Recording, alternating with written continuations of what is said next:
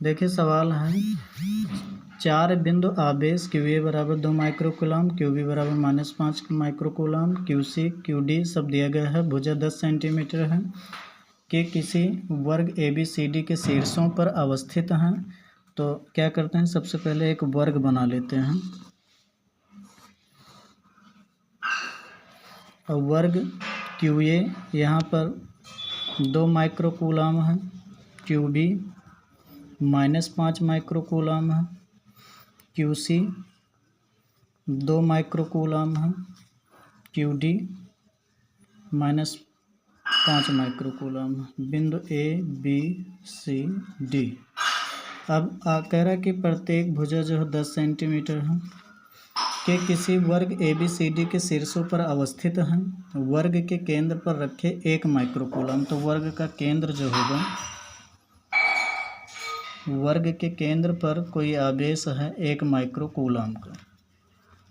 तो सबसे पहले यहाँ देखिए बिंदु A पर +2 माइक्रोकूलम का आवेश है और बिंदु केंद्र O पर 1 माइक्रोकूलम का आवेश है। तो इन दोनों के बीच देखिए दोनों आवेश धन धन है, इसलिए प्रतिकर्षण बल लगेगा। प्रतिकर्षण बल A के कारण FA कहाँ होगा, बाहर की ओर होगा। और यहाँ पर देखिए बिंदु B के लिए देखिए तो -5 माइक्रोकूलम है, यहाँ पर 1 माइक्रोकूलम है। तो प्लस और माइनस ये इन दोनों के बीच आकर्षण बल होगा, यानी जो FB बल होगा अंदर की ओर होगा। FB बल जो होगा अंदर की ओर होगा। सेम चीज़ यहाँ पर है, 2+2 और यानी प्लस प्लस है, दोनों के बीच प्रतिकर्षण बल होगा। तो QC आवेश के कारण जो बल होगा FC वह बाहर की ओर होगा। और यहाँ पर QD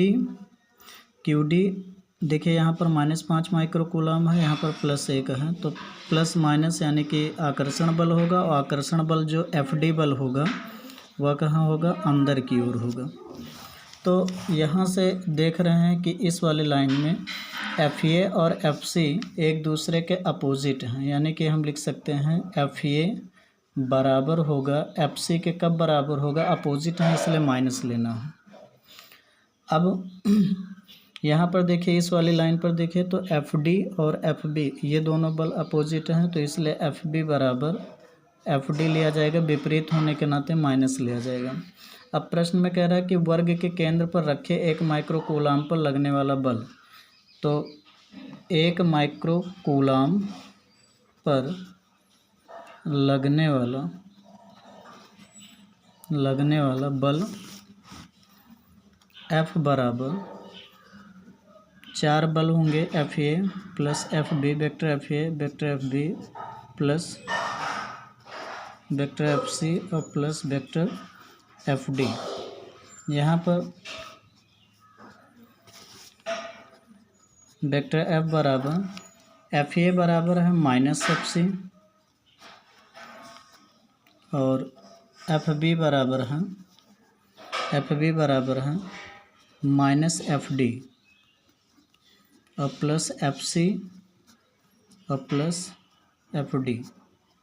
FD से FD, FC से FC कटेगा, तो टोटल बल जो होगा 1 माइक्रोकूलम पर लगने वाला बल जो होगा 0 होगा।